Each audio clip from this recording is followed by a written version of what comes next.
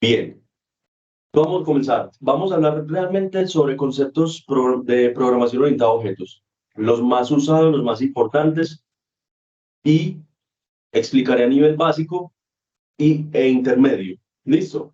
Para lo suficiente para poder abordar este curso, para entender parte conceptual, también porque pues, me gusta que ustedes se preparen un poquito para la vida, porque la mayoría, si no es el 100% de las empresas, siempre evalúan el conocimiento técnico de una persona, ¿cierto? De un desarrollador de software, para poderse postular y para poder hacer parte de esa empresa. Lo digo bajo mi experiencia, por lo general en los procesos que he estado con X y Y empresas, siempre hacen una entrevista técnica, siempre. No ha habido la primera que lo omite. Y en esa entrevista técnica siempre preguntan conceptos de o programación orientada a objetos, conceptos de .NET, conceptos de C Sharp, pues depende a qué te estás postulando. Por lo general, como yo soy .NET, pues a uno le preguntan sobre lo que uno sabe, ¿cierto?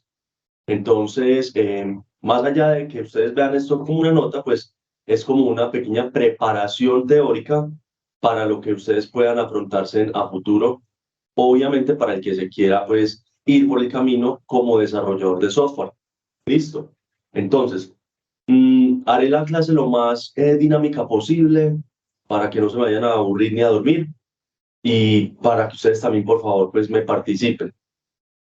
Ok, entonces comencemos con lo que debemos de comenzar y es entender qué es POO, programación orientada a objetos. Y antes de poder leer aquí el concepto, como lo pueden ver, quisiera escuchar a cualquiera de ustedes si alguno ha tenido ya acercamientos con este paradigma y me puede dar como su experiencia y su concepto de lo que entiende por programación orientada a objetos. A ver, los escucho. Me levantan porfa la mano. Recordemos la regla de la mano para que tengamos orden en las clases virtuales.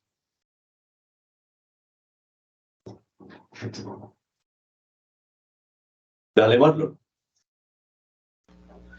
Profe, sí, hemos tenido algún acercamiento y básicamente, pues lo que tal vez no de la manera más técnica, lo que recuerdo en la programación, programa de una manera, digamos, por secciones, y esto hace que al programar o a diseñar no tenga problemas con que alguna parte del código se dañe, porque pues como está por modularidad, se podría decir, se puede reutilizar.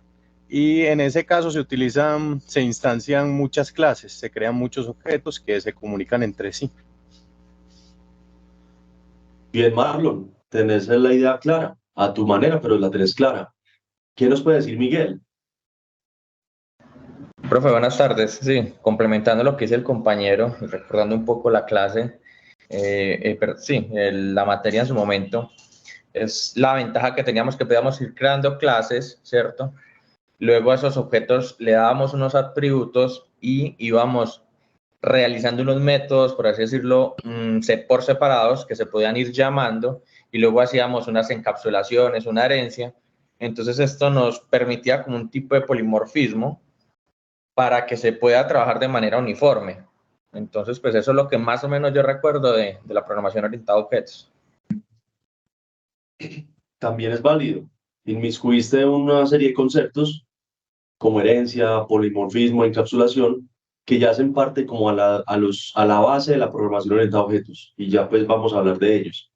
Entonces sí, efectivamente, eso es un paradigma que mejoró la estructura inicial con la cual los desarrolladores desde hace 20 años para atrás utilizaban. ¿Cuál era ese paradigma? ¿Alguien sabe cómo se llama la anterior forma de programación?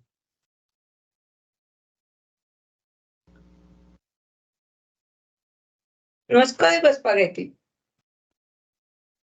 Correcto. ¿Quién habló? Para yo saber Ay, quién fue profe el que Silvana. participó. Silvana Monsalve. No sé si he llamado código espagueti. Sí, Silvana, así es. Anteriormente, la programación era estructurada, ese es el nombre técnico, y pues se conoce como código espagueti porque efectivamente uno hacía un montón o uno escribía un montón de líneas de código en una sola clase, ¿cierto? En una sola hoja, en un solo formato. y allí usted podía encontrar más de 3.000, 5.000, 10.000 líneas de código, ¿cierto? Para hacer una aplicación totalmente grande y robusta. Pero eso era pues muy difícil, como Marlon lo mencionó, era muy difícil de poderle dar mantenimiento a ese código, porque si en dado los casos se presentaba algún issue o algún bug, ¿cierto? Issue, bug, es lo mismo a decir pues problema, solo que técnicamente se utiliza la palabra bug. Em, Como cultura general, ¿alguien sabe por qué se le dicen los problemas bugs en informática?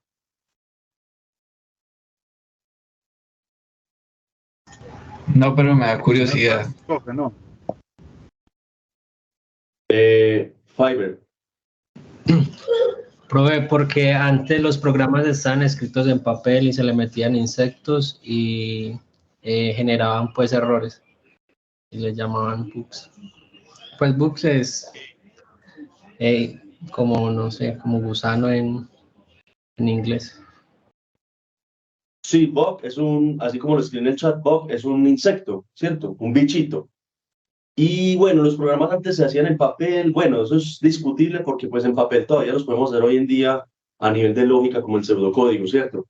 Más allá de hacerlo en papel, pues antes programaban en unas maquinotas grandotas y esas máquinas trabajaban con transistores, ¿cierto? Entonces en algún momento de la vida se metió un bichito en esos transistores y ese bichito impedía la compilación de ese programa. A partir de ahí, cuando identificaron que efectivamente el bichito se interpuso en el transistor e impedía pues de que el programa funcionara, a partir de ahí nació la palabra bug, ¿cierto? Por esa anécdota que hubo pues en el pasado. ¿Qué cuándo pasó? ¿En qué computadora exactamente? ¿Con quién? No, es no sé, hasta ya no tengo la información. Pero esencialmente por eso nació la palabra bug, por ese mismo detalle o esa anécdota que surgió en ese entonces. Entonces sí, así es Fiverr. Entonces esa es la palabra bug, para que lo tengamos presente. Bug es un error que se presenta en nuestro código. Obviamente, en nuestros días no es porque tengamos un gusanito allí en el código, no, porque ya tenemos de pronto algún error de lógica, tenemos algún error de alguna excepción que no estamos controlando, tenemos algún error de compilación o tenemos algún error simplemente porque no estamos cumpliendo alguna regla de negocio, ¿cierto? Y que el programa funciona y funciona bien y corre y no me arroja errores. Pero a nivel de criterios de aceptación y de reglas de negocio, pues el programa no está haciendo lo que el cliente necesita que haga. Si estoy facturando sin cobrar, sin descontar el IVA, perdón, no sin cobrar el IVA, pues el programa va a facturar bien, pero estoy incurriendo en un error de negocio porque le estoy regalando el IVA a los clientes que están comprando, por ejemplo. Eso es un bug, ¿cierto? Y toca entrar a corregir. Entonces, en los programas estructurados o espaguetis, pues, hermano, si yo tenía un bug, tenía que empezar a depurar ese código desde la línea 1 hasta la línea donde tenga el bug. Y supongamos la línea del bug era la línea 3000. Vos te podías tomar 2 y 3 y 4 y 5 días a ir replicando ese error sin encontrar resultados. Entonces nació el paradigma de programación orientada a objetos, lo cual modulariza nuestro código, lo hace más, digámoslo así, nos lo separa por capas y nos lo hace mucho más flexible a la hora de poder tirar el código, porque yo ya puedo crear en una capa, digamos la capa voy a mostrarles algo acá en Paint para que tengamos un poquito de claridad sobre la estructura más básica al trabajar con programación orientada a objetos. Tenemos esto. Vamos a ver. Por acá hay una, por acá ponemos otra y por acá ponemos otra. Digamos así, esta es la estructura más básica en VC, para que lo entendamos. Vamos a interconectarlas entre sí. Y tenemos lo siguiente, entonces, acá tenemos la capa de presentación.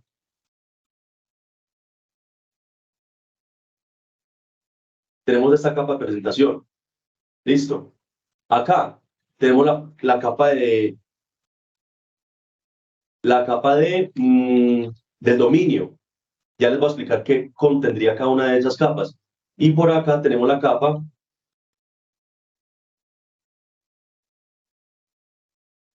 del Data Access Layer. Listo. Layer es capa. Listo. Capa o plantilla.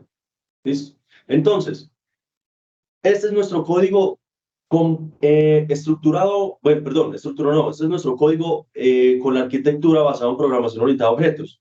La capa de presentación es la capa más externa y es donde normalmente nosotros encontramos los controladores, ¿sí o no? Luego acá tenemos la capa intermedia, que es la capa del dominio, donde están las reglas de negocio, donde encontramos nuestro core, o sea, nuestro reglas de negocio, sí, llamémoslo así, reglas de negocio. O sea, donde está la lógica como tal, mejor dicho, la lógica. Y la capa de acceso a datos es donde encontramos la conexión a la base de datos, ¿cierto? Entonces, si yo tengo un error, se me presenta con nuestro programa aplicándole la programación orientada a objetos y el error, yo sé que es de un controlador, pues yo ¿qué voy a hacer? La fácil, simplemente ¿qué hago? Me remito a esta capa de controlador y ya está. Hay menos código, está mucho más, está mejor estructurado, ¿cierto? Por medio de clases, creándole o instanciándole objetos y ya allí yo puedo encontrar el error de una forma más fácil. Luego, entonces, de pronto, digamos que el error no está en la capa de presentación, sino que está en una de las reglas de negocio, porque no me está cobrando el IVA. Ah, perfecto. Entonces, como yo sé que es una regla de negocio, yo ya tengo una idea como desarrollador dónde está ese error, dónde está ese bug. Voy a la capa del dominio y ya está. Empiezo a debuguear desde allí. Por el contrario, definitivamente el error se encuentra es en el acceso a las bases de datos, porque él hace todo muy bien, pero no me está trayendo la data como debe de ser. Ya lo identifiqué, listo, vamos a debuguear nuestra capa de acceso a datos. Entonces, y como les decía, esta es la estructura, una de las estructuras más básicas, solo de 3 capas, pero hay arquitecturas de N capas, arquitectura hexagonal, arquitectura onion, que es la arquitectura cebolla, está la arquitectura de microservicios, está la arquitectura de, bueno, esas son las que recuerdo, la de MVVM, MVC, etcétera, etcétera. Entonces, con base a esto, pues tengamos en claridad que así es como ya nosotros estructuramos el código y nosotros acá en este curso, pues vamos a aprender a hacer una aplicación con unas buenas prácticas de desarrollo, con una buena arquitectura y a su vez, pues pudiendo encontrar los errores que si en algún caso dado se presenta algún issue, algún bug, pues sea mucho más fácil de replicar. Silvana. Profe, sí, te quería preguntar, esas capas que estás ahí presentando es lo que llamamos modelo vista controlador. No sé. Sí, estas capas se pueden considerar modelo vista controlador. ¿Cómo sería en ese caso la analogía? Este sería la C de controlador, este sería la M de modelo. Yo diría que la M serían estas dos, la verdad, estas dos.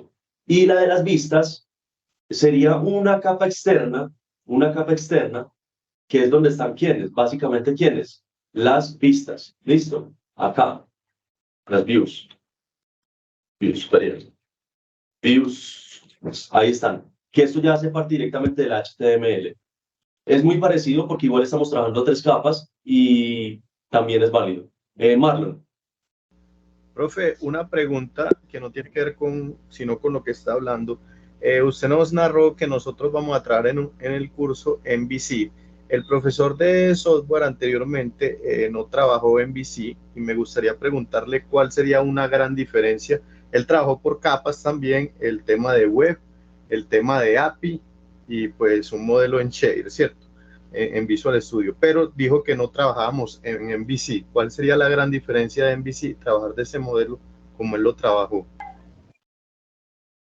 Me gustaría entender mejor para responderte acorde y adecuadamente, me gustaría entender mejor específicamente cómo trabajó él anteriormente el curso y qué tipo de arquitectura utilizó. Usted me dice que de 3, pues según lo que usted me mencionó, son 3 capas también, pero no me queda claro, sinceramente. Aquí lo que más o menos recuerdo, porque eso fue el semestre pasado, es que en Visual Studio, si mal no recuerdo, se podrían hacer de modo automático los controladores y él los generaba de manera, digamos, manual. Él decía que eso arrastraba como mucha información basura. ¿O no quedó Bueno, a muy nivel claro? de controladores, no está bien. Sí, uno puede hacer un scaffolding de la capa de controladores para que él te cree un código ya predefinido, ¿cierto? Ese código predefinido, pues yo no lo consideraría pues basura porque ese código realmente tiene todo el CRUD para acceder a una base de datos. ¿Qué es el CRUD? Tiene el acceso al create, al read, al update y al delete, ¿sí o no? Y me facilita mucho la vida a nivel productivo. Cuando usted necesita hacer cambios, pues ya usted borra lo que no le sirva, ¿cierto? Pero usted ya tiene una plantilla predefinida. Pero eso sigo sin entender bien la arquitectura que trabajaba de pronto el docente anterior. Quizás, si mal no estoy, quizás él trabajó esta misma arquitectura de 3 capas, esta misma, presentación, dominio y acceso a datos. ¿La diferencia cuál es con MVC? Pues la diferencia es que en MVC, pues nosotros, aparte de tener esas capas, también vamos a trabajar con esta capa, que es la de, como les decía, que es la del acceso o es la creación de las páginas web para nosotros poder interactuar con la API y con el front. Dale, Marlon. Listo, profe, gracias. Y si lo de las vistas no trabajamos.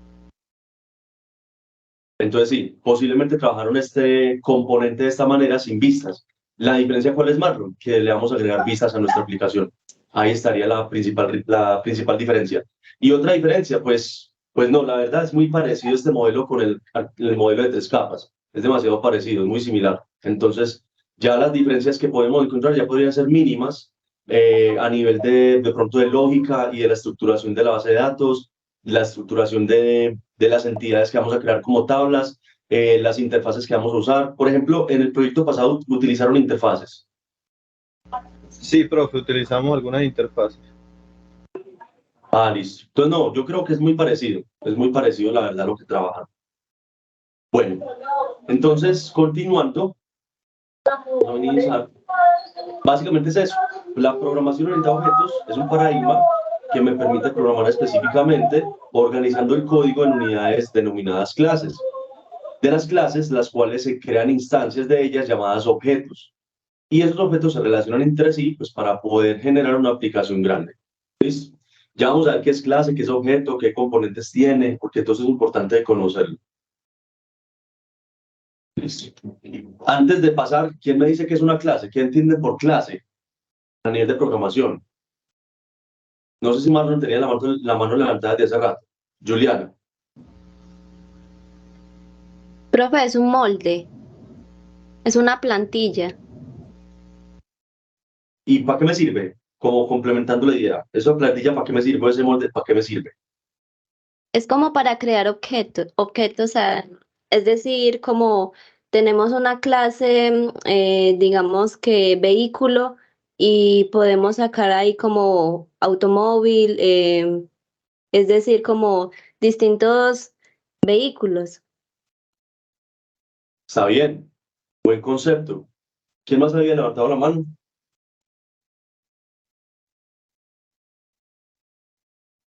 Listo. Efectivamente, pues una clase no es más que una plantilla, un molde, una información base, ¿cierto? Esta información, esta plantilla contiene o tenemos 2 campos o 2 secciones bastante importantes, que son la sección de los atributos o características y la sección de los métodos o las acciones. ¿Listo? Ya vamos a ver estas secciones qué nos sirven y para qué nos ayudan. ¿Listo? La sección de los atributos no es más que usted conocer en forma qué es lo que tiene ese objeto o esa clase como características propias. Retomando el ejemplo de nuestra compañera Juliana, la clase vehículo, ¿cierto? La clase vehículo tiene una serie de características. ¿Cuáles pueden ser? Ustedes mismos, por inferencia, las pueden sacar. Tenemos el color del vehículo, por ejemplo, es una característica, la marca, ¿cierto? El modelo, el tipo de motor, número de puertas, número de pasajeros, tipo de vehículo, si es una pickup, si es un automóvil, si es una moto, ¿cierto? Porque un vehículo abarca muchas cosas, etcétera, etcétera. Todo eso conforma lo que es las características o los atributos. ¿Listo? Y los métodos, pues no es más que las acciones que ese método, o perdón, que ese objeto puede realizar. Por ejemplo, un vehículo, ¿qué acciones puede realizar? Puede acelerar, ¿cierto? Puede desplazarse, puede frenar, puede volar, ¿cierto? Etcétera, etcétera. encontramos también bastantes acciones propias de esa clase. Y el objeto, como decía la compañera, pues es darle vida a esa clase para yo poder interactuar con diferentes objetos dentro de una misma aplicación. Entonces, lo que les decía acá, las propiedades, atributos, características, entiendas en todo eso como un mismo conjunto de una misma categoría. Entonces, tenemos una clase humanos, por ejemplo, y tenemos unas propiedades de esa clase que pueden ser nombre, género, altura, color de cabello, color de piel, etcétera, etcétera. Ahí está, fácil de entender. Y tenemos unos métodos, que si tomamos el mismo ejemplo de la clase humano, pues esa clase humano puede caminar, comer, dormir, soñar, etcétera, etcétera. Ustedes me preguntarán, profe, pero ¿cuántos métodos y cuántos atributos puedo yo sacar como máximo? No, realmente es ilimitado. O sea, usted a nivel de programación puede hacerlo de forma casi que infinita. Pero por buenas prácticas, pues no se recomienda a usted sacar un montón de atributos en una sola clase y un montón de métodos de una sola clase. Uno realmente lo que hace es extraer lo que realmente a mí me interesa para poder darle solución al problema que estoy manejando. Sara.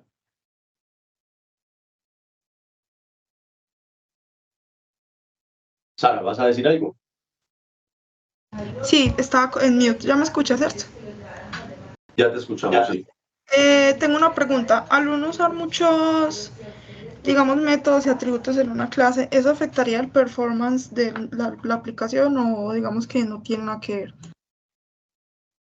Sí, correcto.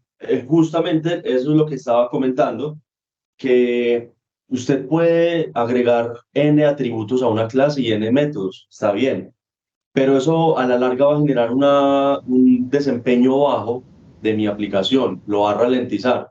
¿Por qué? Pues porque si yo tengo un objeto muy grande, perdón, una clase muy grande, ¿cierto? Y dentro de esa clase yo invoco 5 veces la clase para convertirla en 5 veces objetos, estoy generando mucho gasto en memoria RAM, ¿cierto? Y a su vez, si yo tengo un objeto que tiene 20 atributos y 30 métodos, pues multipliquen eso por 5 objetos. O sea, 20 atributos por 5 serían 100 atributos corriendo simultáneamente. Y 30 métodos por 5 objetos serían 150 métodos corriendo y gastando memoria simultáneamente. Por lo tanto, eso genera un low performance a nuestra aplicación y es una muy mala práctica. ¿Qué es lo más adecuado? Utilizar máximo 5, 6, máximo 10, pero que si realmente yo los necesite. Y me toca definir 10 atributos, listo, defínalos. Pero es porque realmente todos los voy a usar y todos los voy a necesitar. Y me toca definir 5 o 6 métodos, listo, defínalos. Pero es porque realmente yo los voy a utilizar. No voy a crear métodos por crear. Listo. Ya si yo necesito un método parecido, yo puedo crear otra clase, yo puedo extraer esa información, la creo dentro de otra clase, desacoplo mi código para que quede totalmente independiente y pues de esa manera no estaré reutilizando un montón de objetos simultáneos con un montón de métodos que a la larga no voy a utilizarlos todos. Listo. Esa es una forma, yo siempre he dicho lo siguiente, cuando estamos empezando a desarrollar, lo primero en lo que nos preocupamos es en que nuestro programa compile. No me importa cómo quede, ¿cierto? Contate que compile y funcione, ya quedo feliz. Ya cuando vamos escalando a nivel de conocimiento y experiencia, ya la compilada pasa a un segundo plano, porque prácticamente ya uno desarrolla muy mecánicamente y las cosas le van a funcionar. Ya uno qué hace, se preocupa por el performance de la aplicación. Yo sí hice el código correctamente, sí separé las capas como deben de ser, si estoy brindándole responsabilidades únicas a los objetos que creé, etcétera, etcétera. Ya uno piensa más allá de eso para que uno pueda aplicar o pueda desarrollar pensando en no afectar el performance de la aplicación. Y ya como tercero, cuando ya usted cumple con base en la experiencia y el conocimiento, ya usted prácticamente compila y hace performance casi que de forma mecánica y autónoma, pues ya uno se preocupa es por la arquitectura. ¿Será que apliqué la mejor arquitectura posible? ¿Será que esta arquitectura de microservicios sí es la más adecuada para poderle brindar la solución al problema que tenemos acá? ¿O será que esta arquitectura monolítica también me facilita la solución? Ya uno piensa más allá, ¿cierto? Ya uno ya no piensa en performance ni en que me compile o no. Ya uno ya piensa en la arquitectura que realmente sea la adecuada para que me brinde una solución. Pero eso cómo se gana, como lo acaba de decir, con los años y el trasegar, trabajando y trabajando, ganando experiencia y ganando conocimiento. Ustedes en este nivel, muchachos, pues yo los considero que pensemos un poquito en performance, pero obviamente pues también debemos de tener en cuenta que como apenas estamos empezando en este mundo y es un mundo bastante retador, pues también pensemos en compilar nuestros programas y que nos ejecute. Ya el performance, para el que tenga más experiencia, lo puede empezar a utilizar. ¿Listo? O sea, es como mi invitación, no es algo pues que tengamos en la obligación de hacerlo, porque esto no se gana estudiando en la universidad, esto se gana ya realmente trabajando a nivel industrial. Listo. Y el objeto, como les decía ahorita, no es más que la instancia de la clase. Esa es la definición del libro que podemos encontrar en la mayoría de libros de programación de software. ¿Qué es un objeto? Es la instancia de la clase. ¿Y qué es la clase? Pues es el molde. O sea, que a partir del molde yo saco N objetos. Y este ejemplo es como el más, digamos yo, el más ilustrativo a esta definición. Como pueden ver, este cortador de galletas, esta es la clase. ¿Por qué? Porque ya tengo una estructura, tengo unos atributos y tengo unos métodos. ¿Sí o no? Esta es la clase. Pero este molde por sí solo a mí no me sirve. Lo mismo en software. La clase por sí sola a mí no me sirve. Yo creé la clase, qué bacano, lo hiciste muy bien, listo. Pero si no le generas objetos a esa clase no va a tener vida y no va a servir dentro de la aplicación. En cambio acá, cuando yo ya empiezo a utilizar la clase, ¿qué estoy haciendo? Estoy generando instancias de esa clase. Mira acá, ya tengo un objeto nacido de esta clase, que es una galleta amarilla. Tengo otro objeto, que es una galleta azul. Y tengo otro objeto que es una galleta marrón o café o roja o como sea, pues de ese color. Entonces, miren acá, vea que a pesar de que es el mismo objeto, pues cada uno tiene unas características un poquito diferentes, porque los valores pueden variar. ¿Listo? Eso es. Hasta este punto, muchachos, ¿alguna duda con estos conceptos de PO, clase y objeto? Métodos, atributos, o todo claro. Perfecto. Todo claro. Muy bien. Vamos a ver el estado de un objeto. Todo objeto tiene estado, ¿cierto? Porque todo objeto nace ¿de dónde? Nace de la abstracción de la vida real, ¿cierto? O sea, por ejemplo, ese molde de galletas, pues es un objeto real que yo he utilizado en mi vida, o mi mamá, o cualquiera de mis familiares, ¿sí o no? Y ese objeto lo convertí en una entidad, lo convertí en una entidad lógica. Cuando hablamos de entidades lógicas, hablo de la conversión de la vida real al software, ¿sí o no? La clase vehículo, un vehículo, todos conocemos los vehículos, todos hemos tenido, nos hemos montado en ellos, pero ese vehículo lo convertí en una entidad lógica, transcribiéndolo a nivel de clases con atributos y métodos. ¿Listo? Y pues por ser un objeto, muchachos, pues todo objeto tiene un estado. ¿Sí o no? Un ser humano tiene un estado que puede ser el estado anímico. Hoy está feliz, mañana está triste, pasado mañana está preocupado y así sucesivamente. ¿Y ese estado qué significa? Que cambia uno de sus atributos, que es cuál, por ejemplo, atributo del ser humano, emociones, ¿cierto? O la emoción, o sentimiento, pues como lo llamemos, pues como quieran llamarlo. Y ese estado puede cambiar. Hoy está feliz, mañana está triste, ¿sí o no? No hay problema. Compraron un vehículo color negro y el día de mañana se aburrieron con ese color y cambiaron el color y lo pintaron en rojo. Cambió el estado de ese objeto. Así es. El estado no es más que el cambio de uno de sus valores o de unas de sus propiedades en cuanto cambia su valor. Listo, miren el ejemplo. Mi coche viene siendo el objeto, punto, color, color viene siendo el atributo, igual a rojo. Entonces, ¿qué estoy haciendo acá? Al atributo color de mi objeto coche, le estoy asignando el valor rojo. Cuando yo le asigno ese valor, inmediatamente mi objeto cambió de estado. Listo. El día de mañana, como les decía, ya no es rojo, sino que ya le voy a definir un color verde. Ese objeto ya cambió de estado. El solo hecho de que uno de sus atributos cambien de valor, ya estamos dándole vida al tema de estado del objeto. ¿Listo? O sea, no quiere decir, un objeto tiene cinco atributos. No quiere decir que los 5 atributos deban de cambiar para que se considere un objeto que cambió de estado, no. Con solo el solo hecho de que al menos uno de esos atributos de ese objeto cambie de valor, pues ya automáticamente el objeto cambia el estado. ¿Listo? Eso es el estado de un objeto. Ahora vamos a entrar en el tema de los 4 pilares fundamentales de la programación orientada a objetos, lo cual es, para mí es fundamental entender esto al derecho y al revés. Acá podemos ver la lista: herencia, polimorfismo, abstracción y encapsulamiento. Empecemos hablando con el más, digámoslo así, entre comillas, el más fácil de entender. ¿Quién me puede dar una explicación de lo que entiende por herencia?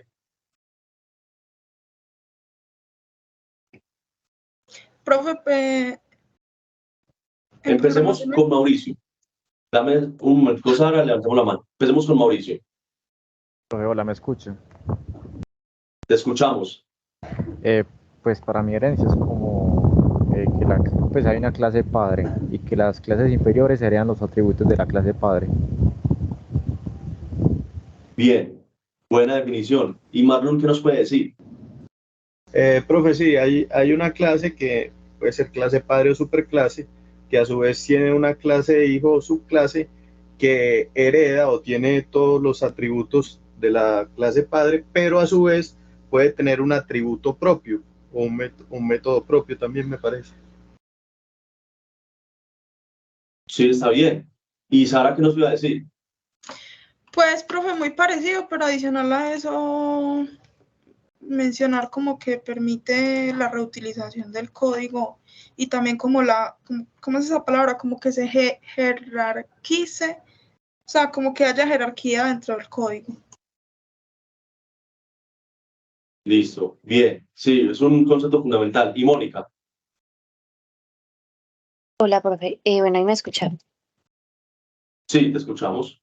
Ok, profe. Bueno, yo lo tengo como, digamos, que la herencia es la que permite nos permite establecer las relaciones entre las clases. Es decir, digamos, o es un tipo de o es una variante de, pues, por ejemplo, no sé, el vehículo.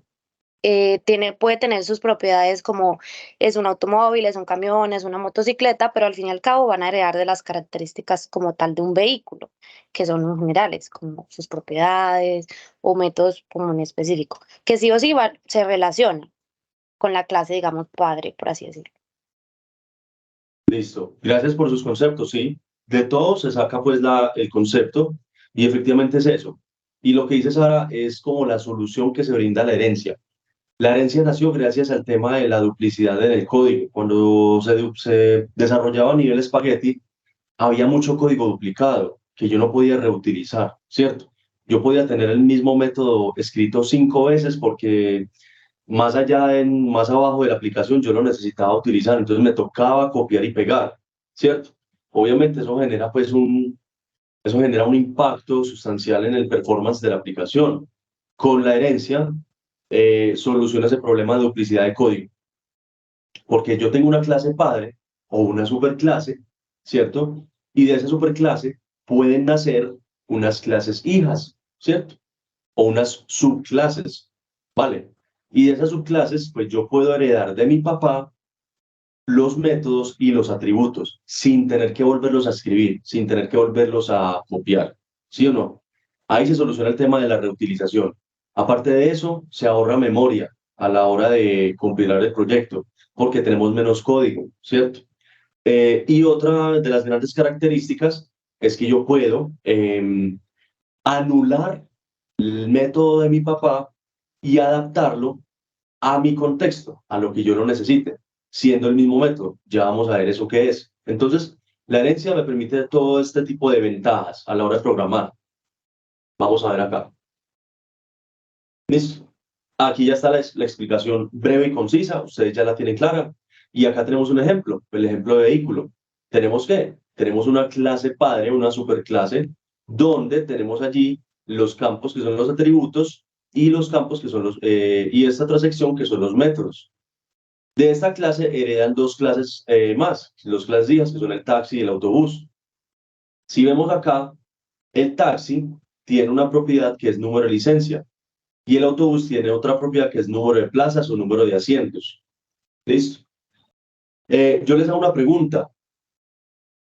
Si dado el caso creo otra subclase que nazca de vehículo, pero no tiene ninguna propiedad y ningún método diferente al de vehículo, ¿Estoy haciendo una buena práctica de crear una nueva subclase o no? Marlon. No, no es una buena práctica, profe. Deme la explicación, ¿por qué?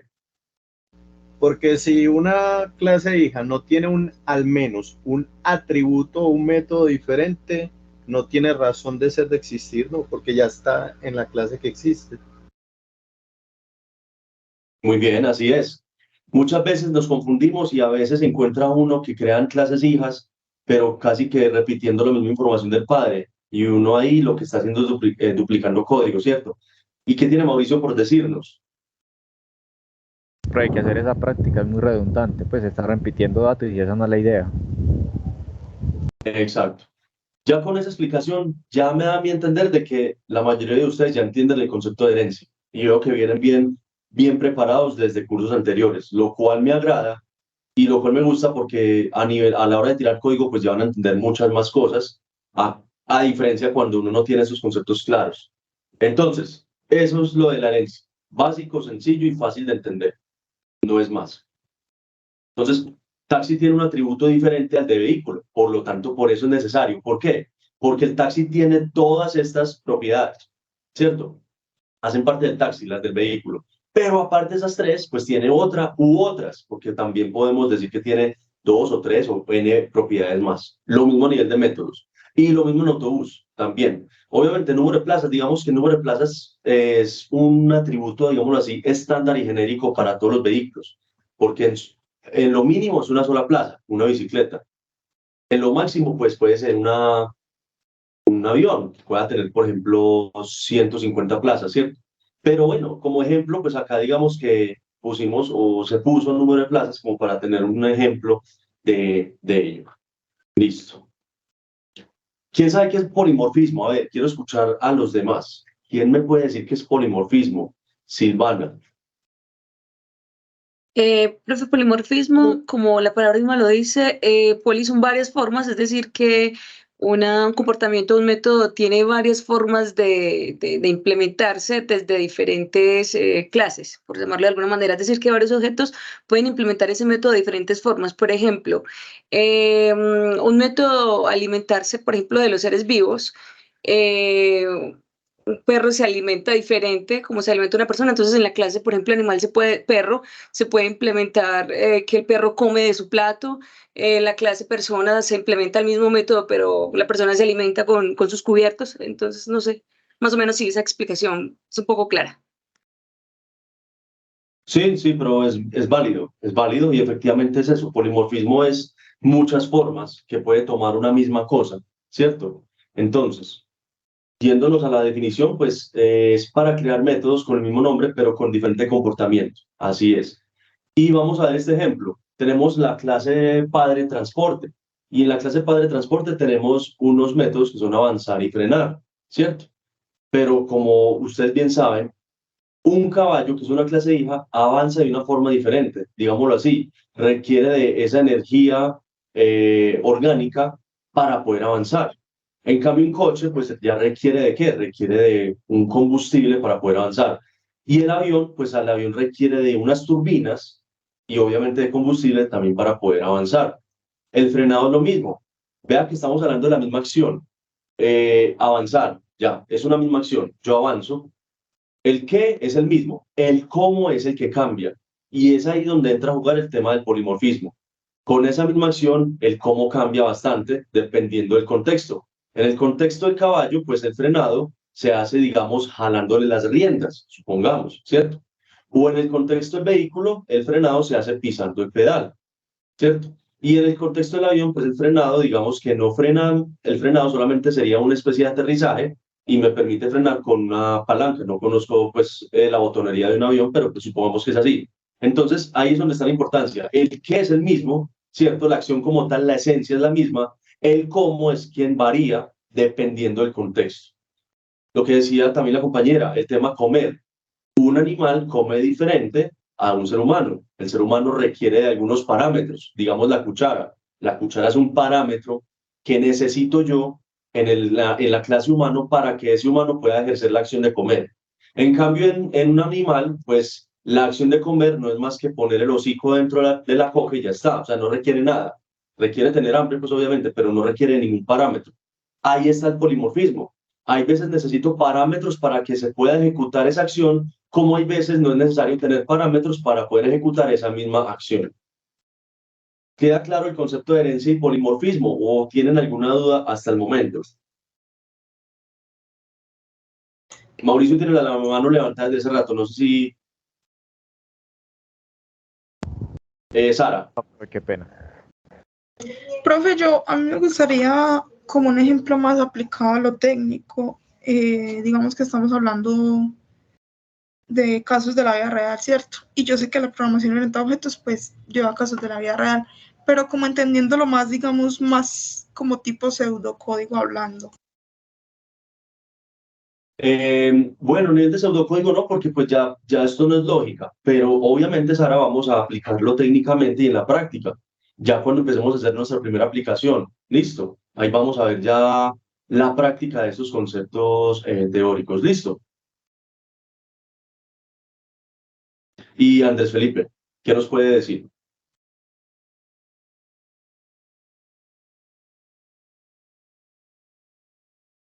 Listo. Bien, hasta ahora entonces veo que han entendido bastante bien lo que hemos llevado de forma explicativa. Tenemos dos tipos de polimorfismo, que son el polimorfismo estático y el dinámico. ¿Alguien conoce la diferencia entre ellos o al menos saben uno de ellos a qué se refiere, qué significa? Silvana. Profe, si mal no recuerdo, el override, creo, si mi memoria no me falla, ese se usa cuando se va a implementar un método que está en una clase abstracta, algo así.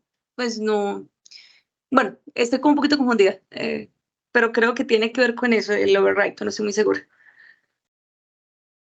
Listo.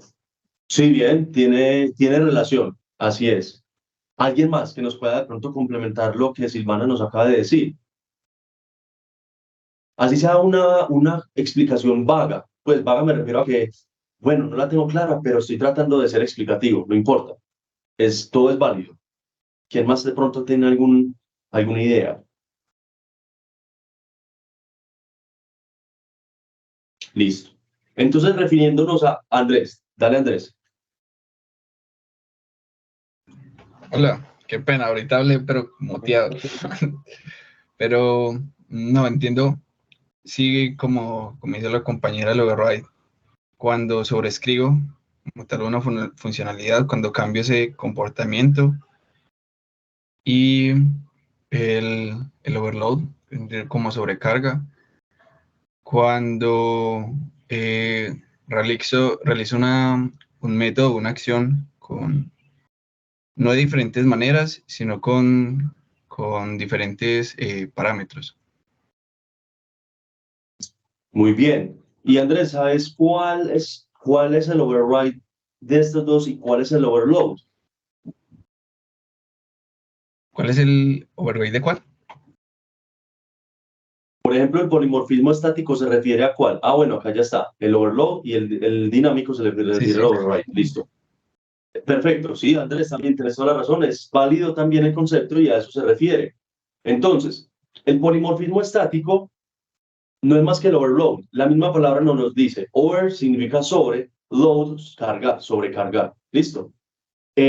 Así, rápidamente y de forma escueta para que entiendan. El overload es cuando yo sobrecargo un método con diferentes números de parámetros o con el diferente tipo de datos de esos parámetros. Ya está. Obviamente el método tiene el mismo nombre y yo lo puedo sobrecargar n veces. Supongamos, ya vamos a ver un ejemplo. Acá está.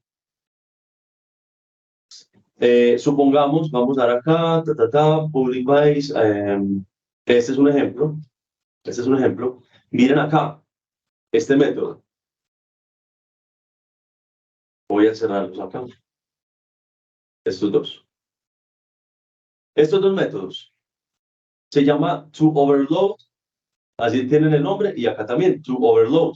¿Listo? Es el mismo método, o sea, tiene el mismo nombre, ¿sí o no? Y el mismo tipo de dato de retorno. No retorna nada porque es un void. Listo. Pero la diferencia radica ¿en dónde? La diferencia radica acá. Míralo acá. Tengo el mismo método, pero en este método no tiene parametrización. Listo. En cambio, este método sí tiene parametrización. Tiene un parámetro que se llama param y es de tipo entero. Entonces, ¿yo qué estoy haciendo? Dentro de la misma clase, porque tengo la misma clase, que es base, así se llama la clase base, tengo el mismo método, overload, repetido 2 veces. Pero bueno, pues en teoría parece ser repetido, pero realmente no está repetido. Realmente estoy sobrecargando el método, porque uno de ellos no tiene parámetros y el otro de ellos sí tiene un parámetro. ¿Listo? Ahí estoy aplicando ya un overload. Así es de sencillo, no tiene más diferencia. Voy a ponerles acá un ejemplo y ustedes me van a decir si entendieron, si yo estoy aplicando overload o no estoy aplicando overload. Voy a escribir aquí rápidamente esta información. Dame un momentico. Ahora vamos acá. Entonces acá.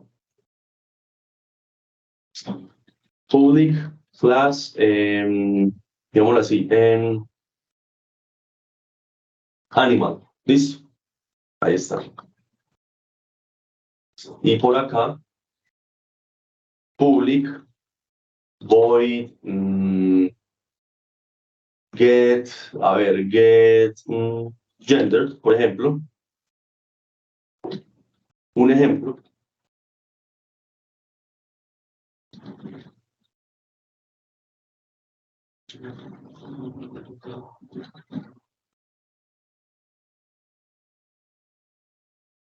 Y acá public void get gender. Voy a poner acá una cosa. String, pero otro color. String, vamos a poner acá spoon. Y vamos a poner por acá int spoon, supongamos. Es solo un ejemplo, pues puede que no tenga mucho contexto con la vida real, pero pues para que simplemente podamos entender algo. Como no me cae, pues lo dejo así. Ahora hicieron. Listo. Y acá también. Listo. Una pregunta. Estoy dentro de la clase animal. Y dentro de la clase animal tengo 2 métodos llamados igualitos, ¿cierto? La pregunta es, ¿estoy aplicando polimorfismo estático? O sea, override, overload, sí o no, ¿y por qué? ¿Quién me puede responder? Sí, ¿Por sí, qué? porque, Deme la porque, explicación. bueno, pues primero porque está aplicando el overload, que es sobrecarga de métodos. Ambos métodos tienen el mismo nombre en la misma clase, pero reciben parámetros diferentes. Uno recibe un string y el otro recibe un entero. Excelente, muy bien. Muy bien. Esto a veces tiende a confundir, porque uno dice, pero es que yo acá estoy viendo el mismo parámetro, uno solo, tiene el mismo nombre, ¿cierto? No, para mí no está generando ninguna sobrecarga, para mí está repitiendo el código. No, acá sí estoy generando sobrecarga, porque el solo hecho, sin importar el número de parámetros, porque si yo tengo el mismo número de parámetros, same number params, acá, ahora vamos acá, ¿cierto? Que estamos hablando de uno.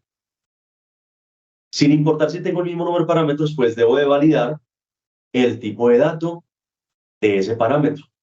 Aquí este parámetro, así se llama spoon, no importa, puede ser X o puede ser Y o puede ser lo que sea, ¿cierto?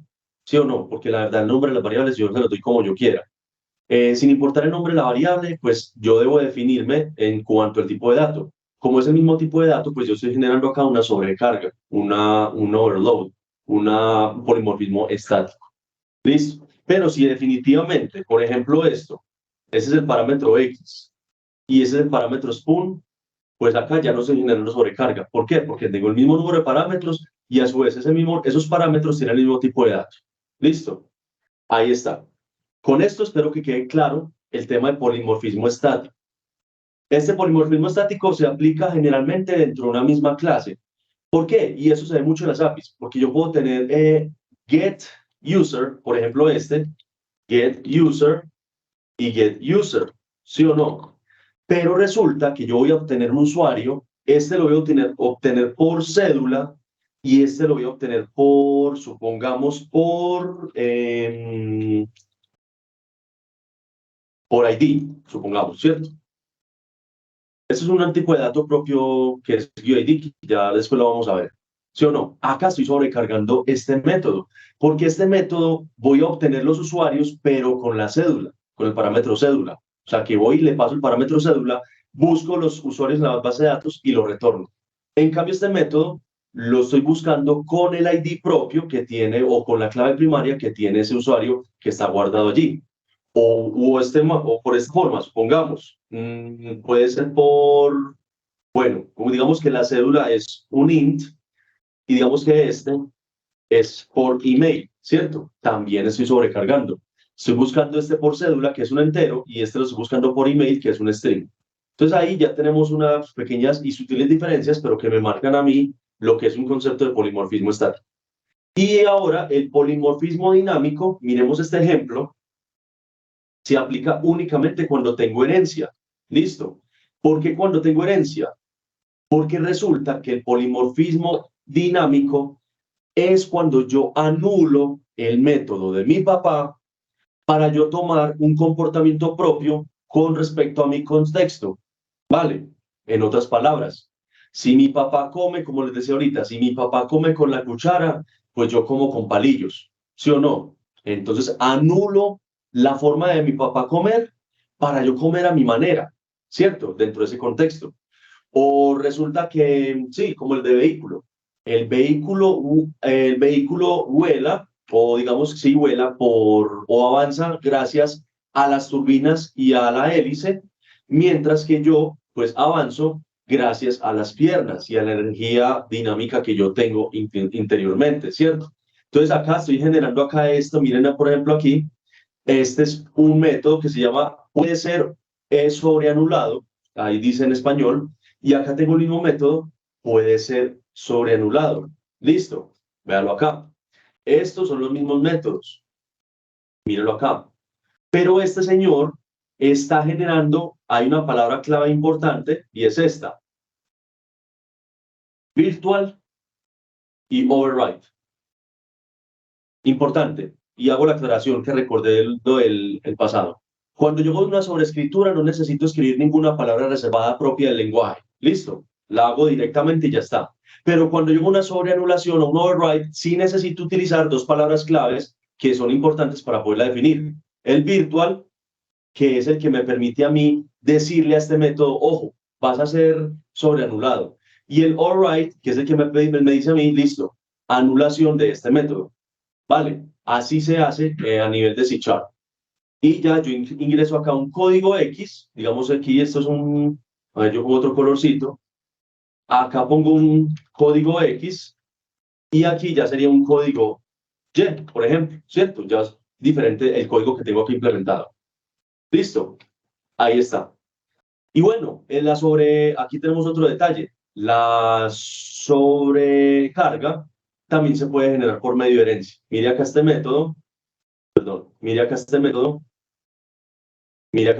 que le expliqué ahorita y mire que es este mismo método, solo que estoy haciendo una sobrecarga del mismo método, pero bajo el paradigma de herencia, pero la esencia sigue siendo la misma. Vamos a ver acá como unas diferencias, ya te doy la palabra Marlon, y miramos. Entonces, mira, el overload, se pueden crear múltiples métodos con el mismo nombre, pero diferentes firma e implementación. En cambio, en el override se pueden crear dos métodos con la misma firma, o bueno, pues realmente dos métodos no, o sea, de padre a hijo son dos métodos, pero realmente de padre a hijo, pues yo puedo tener n hijos, en cada uno son virtual y override, virtual y override. Listo. En el overload se usa dentro de la misma clase o a través de herencia. El override únicamente se aplica a través de herencia. En el overload, el método que se llama se decide en tiempo de compilación, por eso es estático, porque en compilación yo defino el overload, y el override se define en tiempo de ejecución, porque a la hora de ejecutarlo es cuando yo realmente me salgo del contexto de mi papá para poderme cambiar el contexto mío. ¿Listo? En el overload no tengo palabras reservadas, como lo expliqué. En el override sí, el virtual y el override. ¿Listo? Y en el overload, el modificador de acceso puede ser cualquiera. ¿Por qué? Pues porque si estoy dentro de la misma clase, no me importa ser público, protegido, privado, etc. En cambio, en el override sí debe ser público, pues para yo poder acceder a ese método de mi papá, porque si no lo pongo público, no podría acceder nunca. Marlon, ¿qué nos vas a decir? Profe, una consultica. Lo que pasa es que, bueno, uno mentalmente tiene muy metido en la cabeza el tema de la herencia. Entonces, mi pregunta es, si uno para qué, si es una clase hija, quisiera anular. No, o sea, no me entra en la práctica como tal, digamos, en una API se usa para este caso o algo. Porque, digamos, si yo quiero anular una clase padre, entonces, ¿para qué hice esa clase hija? ¿Me hago entender? ¿Con qué fin anulo yo el método de mi papá o qué? Esa es como tu pregunta. Sí o sí, digamos más a la parte de la vida real, porque pues antes uno por tema de herencia dice que es una práctica bien hecha heredar para reutilizar código, pero pues no entiendo muy bien para qué anular en los casos prácticos. Listo. Antes de dar la explicación, Andrés, ¿qué nos vas a decir? No, pues sí, podría como intentar responder la pregunta del compañero. Dale, de una. Pues en un caso o una aplicación en la vida real en el que se sobrescriba, pues sabe que la herencia se usa para simplificar, ¿cierto? Entonces, dado que una clase puede ser heredada por muchas otras, se puede o se necesitaría sobreescribir. En el caso específico en que el comportamiento para esa acción en esa clase deba cambiar, que específicamente para esa clase que estoy heredando deba cambiar o sea diferente a las otras que está heredando. Sí, exacto. Así es. Para complementar esa explicación, Marlon, y para los demás, obviamente, la herencia me resuelve el tema de duplicidad de código. Ahí está, lo reutilizo. Muchas veces las clases hijas necesitan ese mismo método del papá y ya está, porque hacen esa misma implementación, ¿cierto? Tienen esa misma funcionalidad. Entonces yo simplemente lo heredo y lo reutilizo y ya está. Pero hay casos muy particulares y muy específicos en donde ese método yo también hago esa acción, yo también la ejecuto, pero yo no la ejecuto como la haces vos, yo la ejecuto un poquito diferente. Por ejemplo, caminar. Digamos que tenemos el papá que es ser vivo, ¿cierto? Digámoslo así, un ser vivo, caminar. Resulta que yo tengo un hijo que es el animal del ser vivo y el animal, o vamos a ser más específicos, el perro. El perro camina, pero necesita ¿qué? 4 patas para poder caminar, ¿sí o no? En cambio, la clase hija humano también camina, pero no necesita 4 patas, sino que necesita 2. Entonces, mire que ahí cambia un poquito el contexto. Estamos haciendo lo mismo y la misma acción, pero cambia un poquito el contexto porque yo no necesito 4 patas para caminar. Yo solo necesito mis 2 piernas para caminar. Ahí es donde entra el polimorfismo, que estoy reutilizando ese mismo código, pero le estoy dando un sutil cambio porque lo necesito para mi propio contexto. ¿Sí me hago entender, Marlon? Sí, profe, una consulta. ¿Eso tiene que ver algo también o va relacionado con algo que se llama o he leído como métodos recursivos o no necesariamente?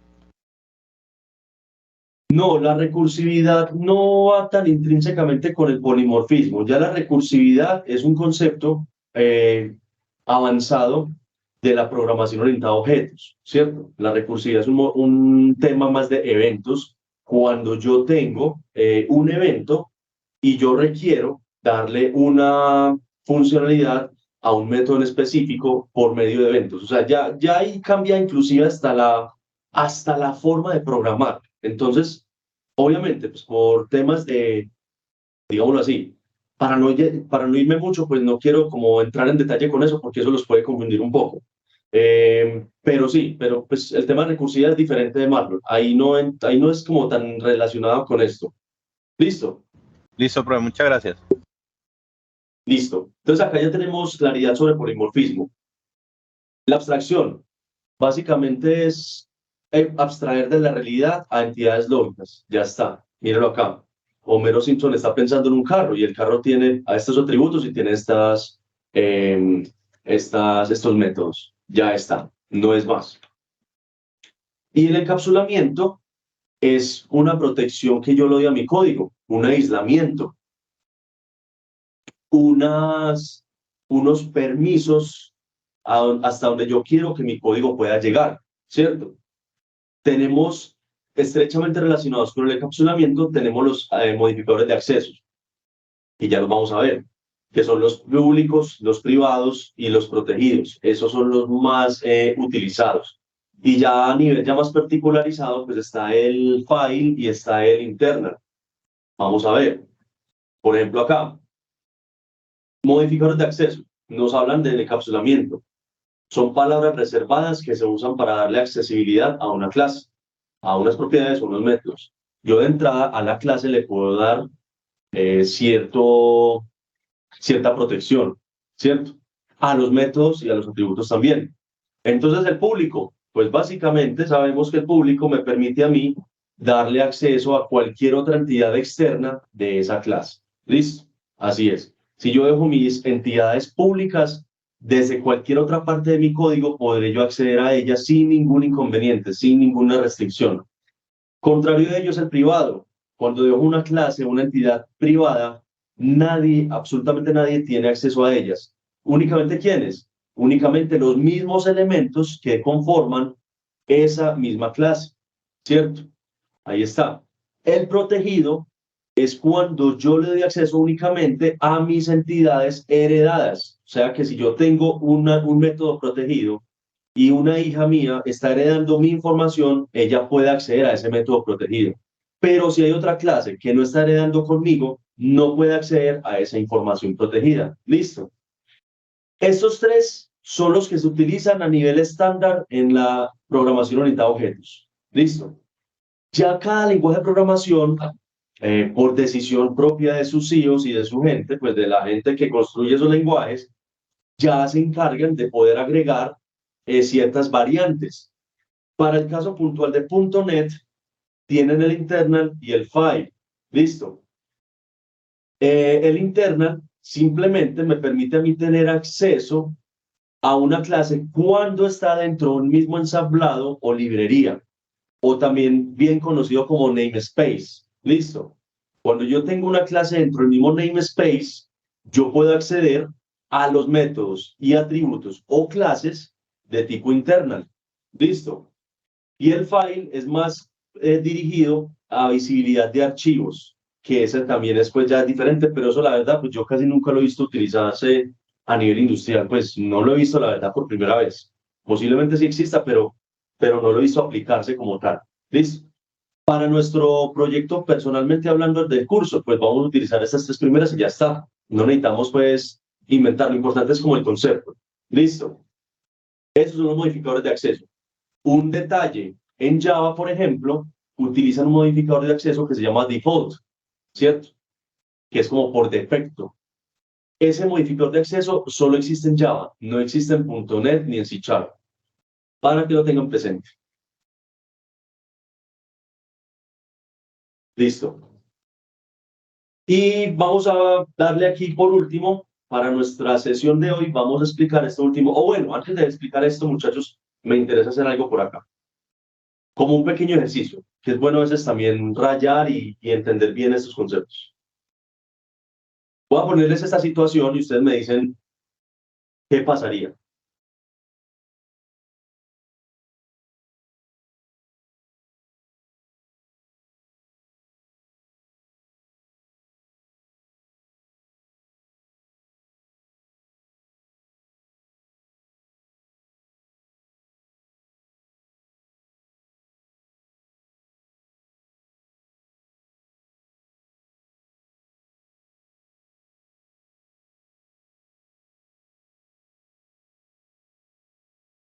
public int,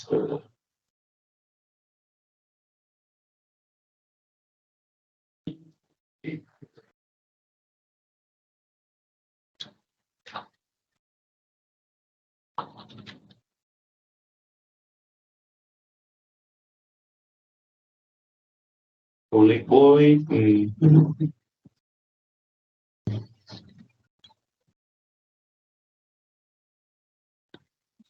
listo.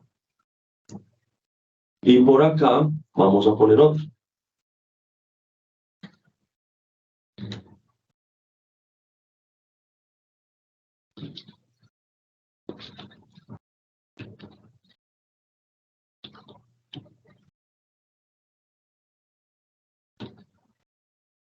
Public int, vamos a poner acá. Public int, una característica de la bicicleta diferente a un vehículo. Pedal, por ejemplo. Y por acá.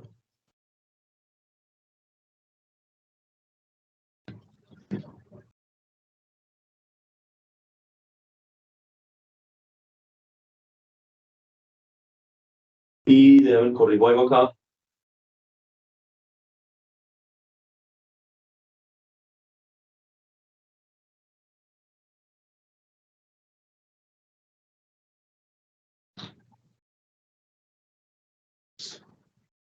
Ahí está.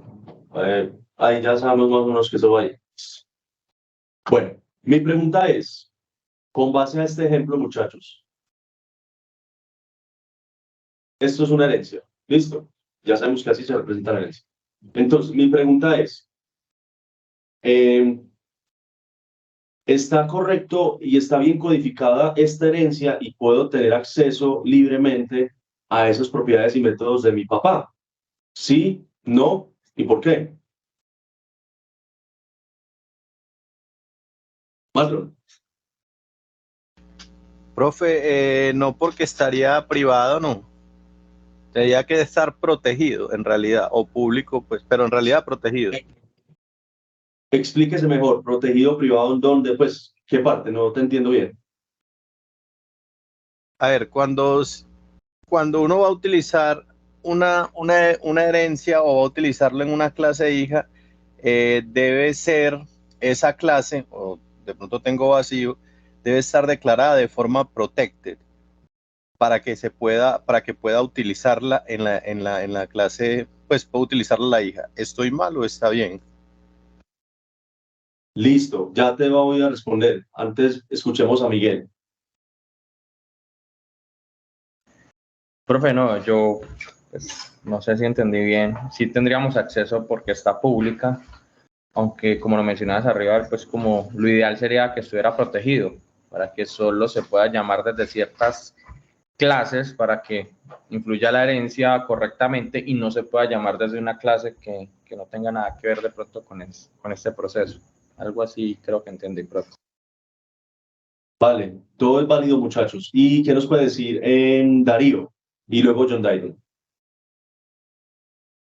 Profe, pregunta, ¿no debe ser explícito la herencia? Pues, o sea, en el dibujo nos explicas que es la herencia, pero no falta decir quién hereda a quién. No, acá ya estoy generando la herencia. Véala acá. Esta es la clase. De hecho, sí. De hecho, también considerémoslo como un error. Está válido. Pongamos acá la herencia y pongámosla de rojito. Listo, ahí está. Esa es una herencia en .NET. Ok, en ese caso yo diría que sí está bien porque pues, estamos diciendo que está heredando de manera override, porque está virtual, tiene las palabras claves virtual y override en las dos clases respectivamente. Listo. Y por último, John Dayton. ¿Qué nos dice, por favor? Cambiaría en la primera parte el private, cambiarlo por el público, ya que las clases se debe colocar pública para acceder a ellas por fuera del archivo, ¿cierto? Y también la parte de advanced, añadir el void para que el método no devuelva ningún valor. Bien. Listo. Todos sus aportes han sido válidos, unos un poco más acertados que otros, ¿cierto? Pero eso es lo importante, que nos atrevamos a hablar, así estemos equivocados, porque muchas veces cuando uno se equivoca y alguien le ayuda con la corrección es cuando realmente queda ese aprendizaje significativo de por vida. Entonces voy a proceder. Lo que nos dice, por ejemplo, John Dairon y Marlon, efectivamente, estamos en lo correcto. Miguel, una parte estuvo medio, y yo lo que fue Darío, sí faltó, nos hizo la corrección, pero no es asequible. ¿Por qué? Porque vamos a suponer, la clase, lo voy a hacer con una analogía real. Háganse de cuenta que la clase es cada una de sus casas. ¿Listo? Tac. Y este atributico, este keyword que tengo acá, keyword es palabra reservada, este keyword que tengo acá es, digamos, la puerta de su casa. Cuando yo tengo la puerta abierta, ¿cierto? Entonces, ¿qué significa? Que la puerta es pública o mi casa está pública. Cualquier persona puede entrar y salir. Pero cuando tengo mi puerta cerrada, bajo llave, quiere decir que mi casa es privada. ¿Listo? Entonces, así de sencillo. Los atributos, ¿quiénes pueden ser? Pues pueden ser cada uno de los componentes que tengo en mi casa. La olla arrocera, el televisor, la consola, etcétera, etcétera. ¿Sí o no? Esos, digamos, eran los atributos. Y los métodos, vamos a decir que los métodos vienen siendo cada una de las habitaciones o de las secciones que tiene mi casa. Entonces, por ejemplo, está la cocina. Digamos que la cocina equivale a un método. Porfa, pongámosle mute, Darío, porfa, para que no se escuche por allá al fondo del ruido. Tenemos entonces la cocina, que puede ser uno de los métodos, tenemos la sala, que puede ser otro método, tenemos una habitación X, que es otro método, la habitación Y es otro método, etcétera, etcétera, etcétera. Entonces, haciendo esa analogía, si yo tengo, por ejemplo, tengo las puertas de las habitaciones abiertas, como en este caso, tengo esta habitación abierta, ¿cierto? Porque está pública, pero resulta que mi casa está privada, pues ¿qué va a pasar? Pues por más que yo tenga el método abierto, nadie va a poder acceder a ese método porque mi casa desde afuera ya está cerrada, ¿sí o no? Por lo tanto, aquí no es asequible el tema del método advance con esta hija. ¿Por qué? Porque a pesar de que está pública la pieza o la habitación como tal, la casa mía está cerrada. Por lo tanto, vos no tenés acceso. Así vos heredes, así vos seas mi familia, mi tío, mi primo, mi sobrina, etc. No tenés acceso a mi casa, ni tenés acceso a la habitación avanzada. ¿Listo? Por lo tanto, esto es jerárquico. La estructura o la encapsulación o el encapsulamiento que yo le doy a mis entidades lógicas empiezan o parten desde lo macro hasta lo micro. ¿Qué es lo macro? La clase. Si la clase es pública, entonces listo, ya tengo la clase pública, yo puedo acceder a lo que tenga público adentro. Pero si tengo la clase pública y la habitación privada, pues bueno, yo puedo entrar hasta la habitación, pero ya de la habitación no puedo pasar, ¿cierto? Así es. ¿Fui claro con este ejemplo?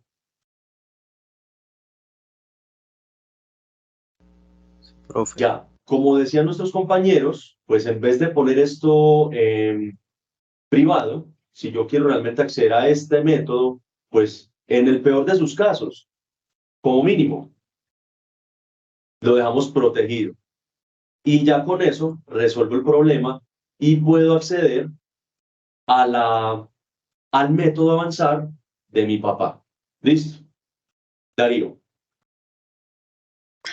Pregunta con respecto a esta herencia, ¿solamente es para métodos o también para los atributos?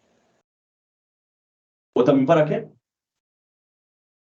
Los atributos, o sea, sí. Ah, sí, no hay problema. O sea, la herencia se aplica en cualquiera de las entidades lógicas, para clases, para atributos y para métodos. Por ejemplo, si este método fuese, en vez de ser público, supongamos, si este método en vez de ser público, fuese privado, vamos a escribirlo por acá, si fuese privado, ¿cierto? Esta clase de acá no tendría acceso, no access al atributo SIAT, ¿cierto? Not access SIAT. Ahí está. ¿Por qué? Porque es privado. Puedo tener acceso, vamos a poner acá un chulito, este no tendría acceso, pero sí tengo acceso al modelo, porque es público. Ahí está. Listo. Ok, sí, Ya sí. uno se encarga ya de darle como esa, ¿cómo se dice?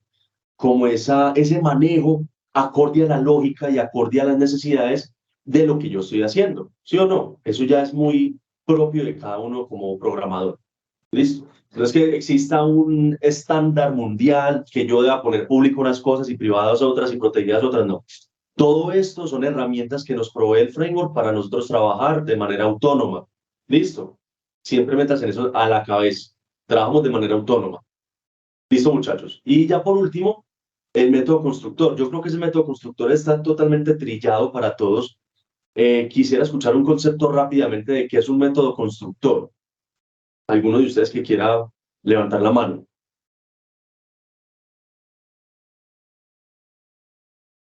Sara.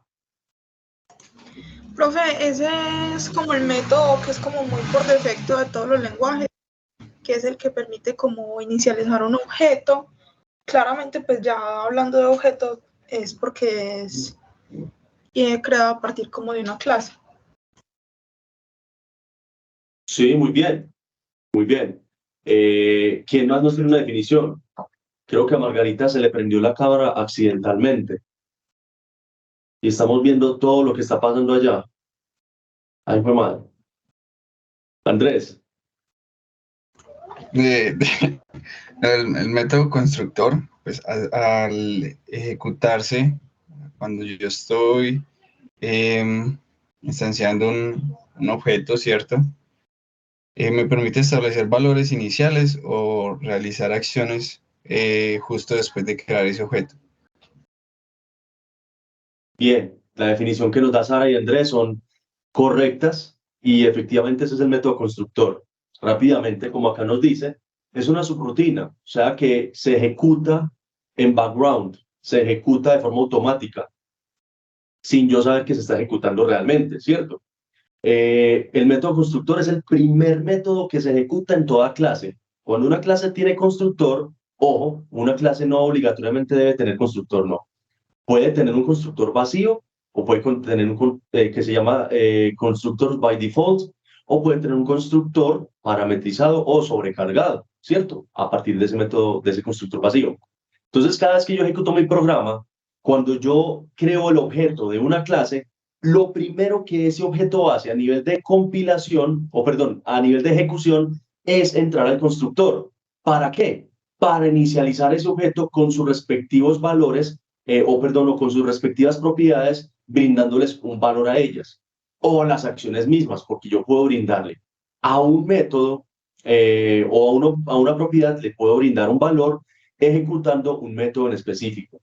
Ya eso en la práctica lo vamos a ver para que lo entendamos mejor, no se preocupen, no se azaren, que todo esto es conceptual, pero es importante que el concepto quede claro en cada una de nuestras cabezas. ¿Listo? Entonces, el constructor básicamente se encarga de inicializar los valores de ese nuevo objeto. Ya está.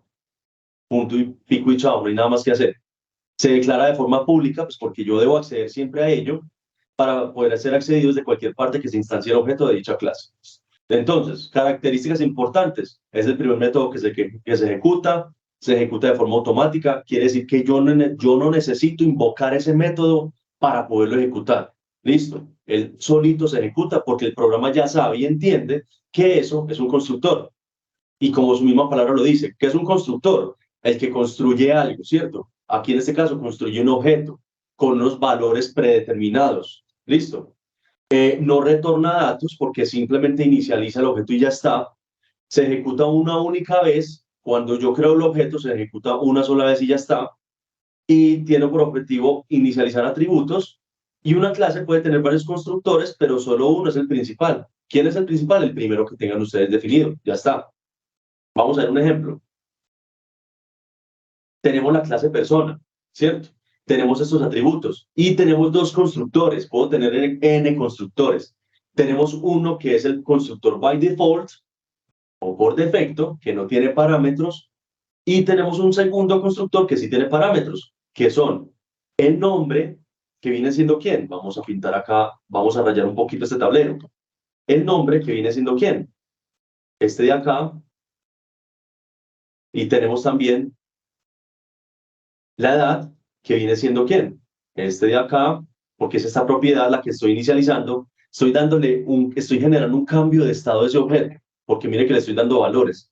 Y también tengo una que es empleo, que es este de acá. Y por último, tengo una que es salario, que viene siendo esta última de acá. Entonces, ¿qué estoy haciendo ahí? Estoy cogiendo estos atributos, y los estoy inicializando con unos valores por defecto a partir de este método constructor. ¿Listo? Ahí está. ¿Cómo los estoy inicializando? Los puedo inicializar directamente con un valor acá, como por ejemplo esto. Yo puedo hacer esto. Aquí dentro del constructor puedo coger así, this.nombre es igual a nombre, por ejemplo. Y este nombre, cuando yo llamo al objeto y le paso el nombre Juan, pues este de acá ya se va a llamar Juan. ¿Listo? Esa es una forma, eso es muy normal en la práctica, como también lo puedo inicializar a través de un método. Mire que acá estoy llamando un método que se llama asignar nombre. ¿Cómo sé que es un método? Pues porque tiene la anotación del nombre del método y está abriendo y cerrando la entrada de parametrización. Este es otro método, también estoy definiendo la edad de esta persona y la estoy inicializando a través de otro método. El empleo con otro método y el salario con otro método. ¿Listo? Ahí está. Eso es lo que decía Andrés Felipe, que uno puede inicializar a través de valores directamente o utilizando métodos secundarios que me ayuden con la inicialización de ese objeto.